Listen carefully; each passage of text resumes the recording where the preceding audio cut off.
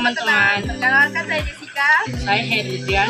Kami dari CLC SMP Teknikor TKP Good Samaritan, kelompok 5, kelas 7. Pada hari ini kami akan membahas menguji tekstur tanah di sekitar rumah. Selamat menyaksikan.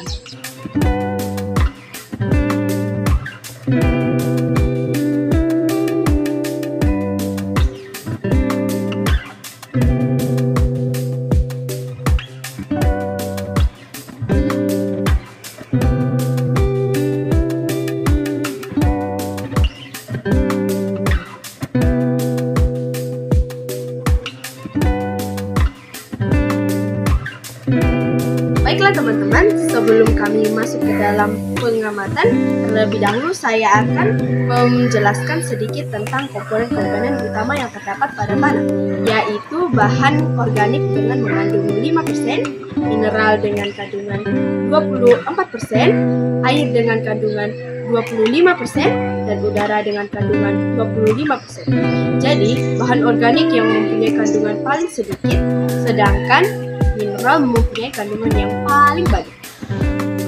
Inilah adalah hasil didiamkan selama 24 jam. Mari kita lihat bahwa botol tanah lebih kotor daripada pasir. Itu karena botol tanah lebih terbuka pada botol pasir, memiliki ruang yang terbuka dan membuatnya airnya cepat terserap dan ke bawah. Pada saat air turun, daratan mulai menguap kembali ke atas. Tanah humus biasanya lebih kotor karena mengandung lumpur dan juga tanah. Humus biasanya membawa material-material yang bersaraf dari proses erosi. Baiklah, mari kita lihat pada botol tanah humus.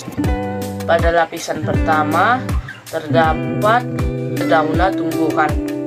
Pada lapisan kedua terdapat air. Pada lapisan ketiga terdapat tanah humus yang bertekstur halus. Pada lapisan keempat terdapat tanah yang bertekstur padat dan keras. Pada botol pasir terdapat 3 lapisan. Pada lapisan pertama terdapat air. Pada lapisan kedua terdapat pasir yang bertekstur halus. Pada lapisan yang ketiga terdapat pasir yang bertekstur padat. Baiklah teman-teman, dari hasil pengamatan yang telah dilakukan, kita dapat menarik beberapa kesimpulan, yaitu 1. Tanah humus dapat lebih cepat menyerap air daripada pasir karena adanya perbedaan pori-pori. 2.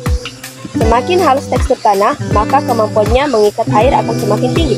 3. Dalam proses filtrasi, pasir lebih efektif dan lebih cepat membuat air menjadi jernih daripada dibandingkan dengan tanah humus.